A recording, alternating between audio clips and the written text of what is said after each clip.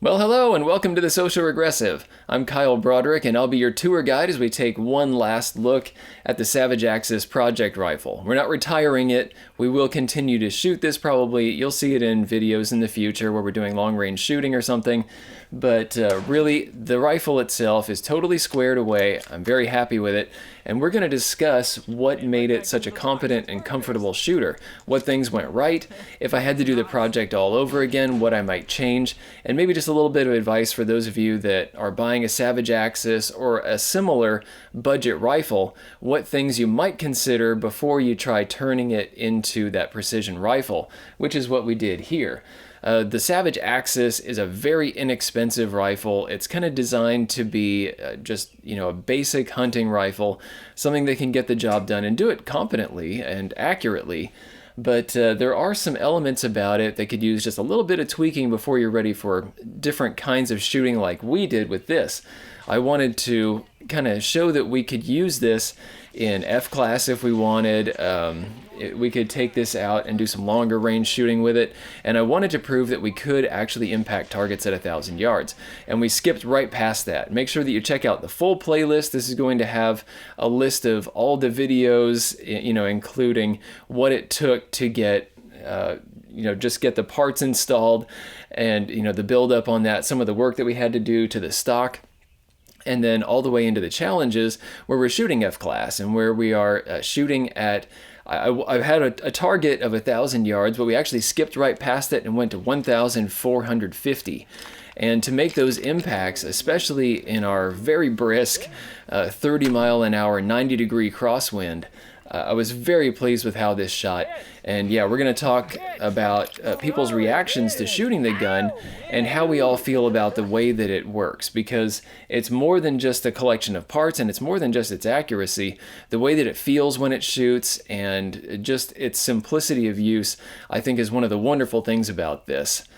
So yeah, before we get into our next project rifle, this is a Savage 12 FV, and this, at its base, actually cost me almost the exact same amount of money as that Axis. But instead, what we're getting with this is a heavy varmint profile barrel, 26-incher, so we're adding another 4 inches of length to the barrel. And of course, we have the Accu trigger, which is going to make the shooting experience at least a lot easier to access a good trigger pull there. So that new project is coming up. Make sure that you subscribe. Make sure that you click the notification bell down below if you're in YouTube, so you get instant updates every time a new video comes out. And before we jump into looking at the individual parts, talking about what we might swap, what worked, and talking about the shooting characteristics of the rifle, I just wanted to thank the various people that made this happen. Thank you, patrons of the Destructive Arts. You guys paid for the parts that you see on here, the various materials that went into modifying certain parts. You guys really made this happen. If anybody else wants to become a patron of the Destructive Arts, get involved in helping with the next build project or some of the interesting reviews that we've done, we're doing a Savage 110 Scout review at the moment, and this is a multi-part review. I don't just do these quick single reviews. I like to show the rifle in various situations. And then we have the CMMG Mark III DTR2 in 6.5 Creedmoor review going on right now. If you want to get involved and just, pitch us $1 or $2 a month to get the content out there, we'd really appreciate it. For now, let's jump in and see what the rifle is. Let's start by talking about the rifle itself, which is a base model Savage Axis. This one was by far the cheapest rifle of any of those that I looked at, and in the initial video I know I stepped on some toes by choosing a rifle over one that you might pick. There was the Mossberg Patriot, there was the Remington 783, and the Ruger American were some of the other choices. And I went with Savage largely because, I have some of the tooling for it, and I'm really comfortable working on Savages. But I also know that they have a good reputation for accuracy. The other ones, it sounds like they are, every bit as accurate. They're doing very well. So if you choose one of those, you're not going to lose out. But in this case, yeah, the Axis was a great price, and it had all the parts that I was looking for, so I went with that. But as far as the individual Axis that I chose, which does have that very simple trigger instead of the Accu trigger, maybe that's one where if you have a little extra coin, you might want to head in a different direction. There is the Axis 2, which has the Accu trigger, And then there are models that are stainless. There are some with wood stock, some with heavy barrels. And yes, all of those would be upgrades over what I started with here. A very basic rifle with a plastic stock. And yeah, if you pick especially the one with the heavy barrel, you're probably going to get a little bit more competent long-range shooting out of that. Or one of the other rifles that comes in a heavy barrel as well. Keep in mind the peculiarities of the Savage Axis action. In order to get those economies of scale and keep the rifle as cheap as they do, one of the things that they came up with is a shared action between long action and short action.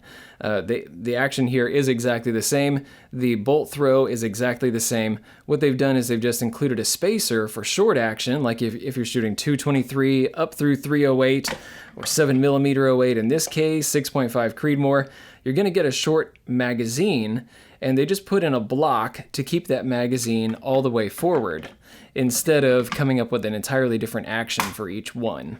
And that does kind of help when you're, especially getting into stocks and things. You don't have to worry about which one you're getting. You just, you tell them that it's short action so it can have that proper spacing in here, but you are dealing with the same action all around. And while we're up here, take a quick look at my chamber flag. This is the 3D printed llama logo of mine on this chamber flag. This was made for me by MRAD Outdoors. Go check out his channel both here on YouTube and on YouTube. And he wants to be producing a couple more rabbit shooting videos. He's done some really neat competition shooting and long range shooting and some just kind of wild hunting out in Ireland. Make sure you check him out. The dude's an amazing shot. And he also printed me this. This is an ammo box. Right now I have some big old 308 test loads in, and I can't wait to shoot these. These are using some brand new bullets that you might not have even seen before. We're talking about the Spear Gold Dot rifle bullets that just came out, and the Federal Edge TLR hunting bullets. I'm going to be testing these. Again, make sure you subscribe to the channel because we have really neat stuff coming. All right, back to the rifle. The stock here that we dropped the whole thing into, this is the Boyds Pro Varmint. And I think this was an excellent choice. Another good choice that you might take a look at is the Boyds @1. This is one that I've reviewed in the past. I'll put a link. And it's wonderfully adjustable in that case. This one is more of a fixed stock. You can get some adjustable parts, like I think you can get an adjustable cheek riser on this. And if you get the appropriate butt pad, now this is one of the things that I got totally wrong when I first bought the rifle. In order to keep things cheap, I didn't get any kind of upgrades. If you do buy the Pro Varmint, make sure that you order it with an upgraded either limb saver or Pockmeyer pad back here on the back. The pad that comes with the rifle would be totally suited for 223 or 22 long rifle, but basically if you have anything that has any kind of punch, it's going to beat you up. That was one of the initial problems that I had shooting F-class.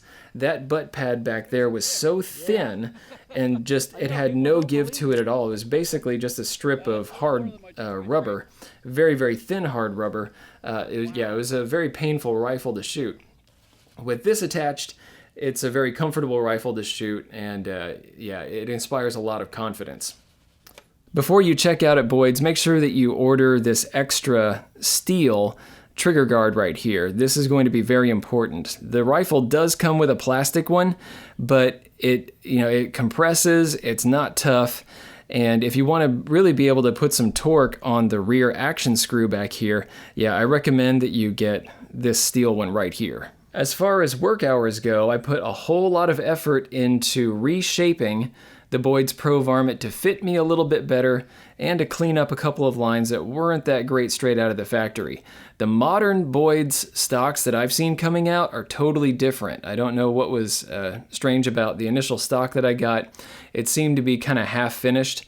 But the new ones that I've been seeing on other people's rifles and the Boyds @1s that I've been testing on my own rifle, they're just totally different. They have wonderfully radiused edges. Everything seems to be very crisp and clean.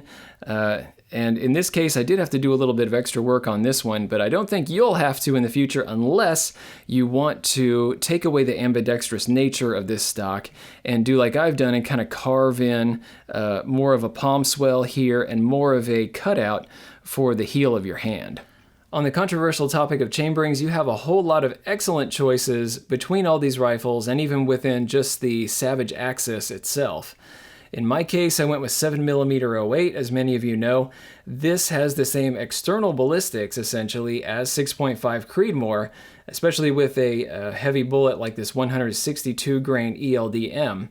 But one of the things that this can do is it can pack an extra wallop if you need this for really knocking down a target hard. For hunting, 7mm 08 is just a slayer of beasts. It is a very excellent cartridge, both for getting on target and then putting that target down. A lot of you nowadays are going to be picking 6.5 Creedmoor, and then of course we have the ubiquitous 308. I imagine that a lot of you guys are going to be picking 308 for your rifle. Probably the two most common are going to be 308 and 223, and of course both of those are just excellent choices. As far as external ballistics go, if you want to go with 270 for example, another great hunting cartridge, great choice, and of course there are all the others if you have very specific tasks in mind.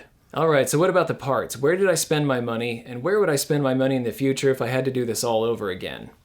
First off, up front, let's talk about this little guy right here. I went to Walmart, actually my wife went to Walmart and she bought me a little mini blind, and I think this cost me $3. Not just this slat, but a whole mini blind for a window. And from that, I cut one of the slats out and I attached it with a little Velcro and some foam rubber here. And yes, this does work to keep the heat from the barrel from distorting the image. I might get one that's a little bit bigger next time. This is pretty thin, you know, it's basically an inch wide, but it still does its job. Moving further back, we have the Caldwell Prone Bipod, and I think that's all they call it. This is one that I've used on my varmint rifle, hence the Duracoat camouflage on here that matches that rifle. But this worked very well. This costs about $40 on Amazon. Right here is probably the most important decision, the scope. In order to hit a distant target, I not only need to be able to see it, I need something that can reliably track and give me a reticle so that I can track along with the wind. And this scope really is the business. I know that I've gone on about these in the past, and I'm going to continue to go on about these scopes because the Falcons, the M18, the M18 Plus, are excellent, excellent scopes. The glass is extremely clear, especially within, kind of the middle 80%. And it collects quite a bit of light even out past dusk. They have made some significant strides with this, coming up from the M14 in the past. The M18 is just excellent. 4 to 18x, so you have quite a good zoom range, milliradians all around, and in this case, this is a $300, exactly $300 SFP model that has an excellent reticle.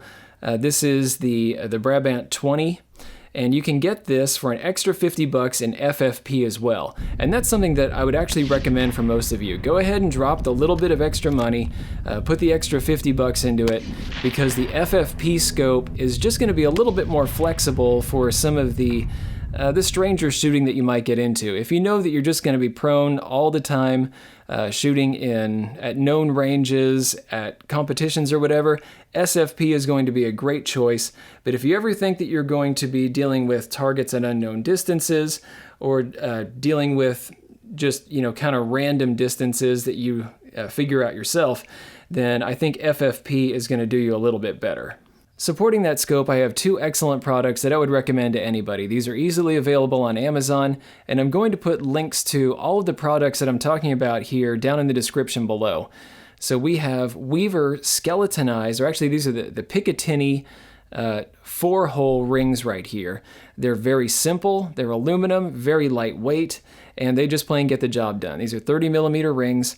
These are the low models, so they're getting me as close down to the bottom as I can. I actually had to trim away a section of the rail in order to keep the scope from actually touching, and that's exactly what I want. I want to get this as low as possible. The rail itself is an EGW or Evolution Gunworks 20 MOA rail. And yeah, this has worked very well for me. I did do a little bit of extra work to bed this rail to the action, which had a little bit of a hump in it, and it sits very well. Everything here is very reliable. And one of the things that I hear people complaining about sometimes is that they'll take a scope off, put it back on, and they're not expecting it to be reliable. No, in my case, I can take this off, I can put it back on, and it's going to work just fine. All of these parts seem to be repeatable, reliable, and yeah, I can trust that everything's going to return to zero. The final piece is my Kydex cheek riser. This is something that I built. I did buy this Kydex on Amazon. Again, I'll link to that. This is a little bit of the heavier, thicker stuff, and I have some foam stuffed under here. I have a full tutorial on how I built this, and this is the piece that really pulls it all together and makes this not just a competent rifle, but a comfortable one. Between this and the butt pad, that's what makes this rifle feel as good as it does. It gets my eye right behind the scope, and it makes it very comfortable on recoil and getting my face back into the target. And that's where I want to get into a discussion on the actual shooting characteristics of the rifle and what people have thought so far. And a lot of that is just going to be centered right here on the back. First off, the grip is a very nice distance to the trigger. It may look like it's a little bit of a reach, but in reality, it's extremely comfortable, at least for my hand. I'm a 6'2" guy, and I probably have slightly bigger hands than average, but for me, it's a very nice reach to the trigger, and so far, everybody else has really liked it as well. And again, this shape that I put into the back side of the grip right here, I think did a lot to help with that comfort as well. It gets my hand in just the right position. The cheek riser, like I mentioned, is going to keep my face neatly in line with the scope and under recoil, because the recoil on this 7mm 08, though you may not believe it at first, it is pretty stout, and it's going to push me back, but it's just my face is going to ride right along with this, and it's going to end up right back where it needs to be behind the scope. And then on the buttstock here, both the shape and the squishiness of the pad both add up to an excellent recoil. The whole gun just moves back into my shoulder and then comes right back forward directly on target. There's no shifting off to the side, there's no twisting or anything like that. It just moves back. There's not even really any kind of muzzle rise. It just shoves back, comes right back forward, and then I'm immediately back inside the scope and I can see my impacts. And that is exactly what I want from a rifle like this. If you have one of the heavier barrel models, it's going to be even better. In total, I'm very happy with how the rifle came out. It's light, it's handy, and when it comes time to actually take a shot, it's going to do it very competently and comfortably. My only recommendations might be to maybe select a bipod that fits the height of what you know you're going to be doing. I recommend slightly higher bipods for actual use, because out on the range you might have trimmed grass and you might have a nice, neat little berm, but when it comes time to take real-world shots, you're going to need something a little bit taller. On the scope, you might want to add that extra $50 to get the FFP model. There are also some other good options from SWFA that are roughly in that same price range, around $300. A lot of people swear by them. The Falcons, as I mentioned, have done very well for me. On the butt pad here, just make sure that you get that shaped butt pad from Boyds. It's going to save you a little bit of money. It's going to save you time. You don't have to use some kind of sanding wheel or whatever to get this shaped back to fit your stock. Just get them to do it from the factory. Make sure you get that steel trigger guard, and really that's about it. I really thank you guys very much for watching. Make sure that you subscribe, because we do have that new project rifle coming up, and I'll see you around. Thanks for watching. If you liked this video, be sure to like, share, and most importantly, subscribe. Even if you didn't like this particular content, go ahead and subscribe. There's probably something coming that's more up your alley. Check out this playlist right here. This is going to have videos in a similar vein to what you just watched. These two videos we cherry-picked for you. And finally, The Social Regressive is on Patreon. So you can become a patron of the Destructive Arts and earn some goodies while helping us to provide high-quality videos just by kicking us a few bucks a month. Thanks a bunch for your patronage.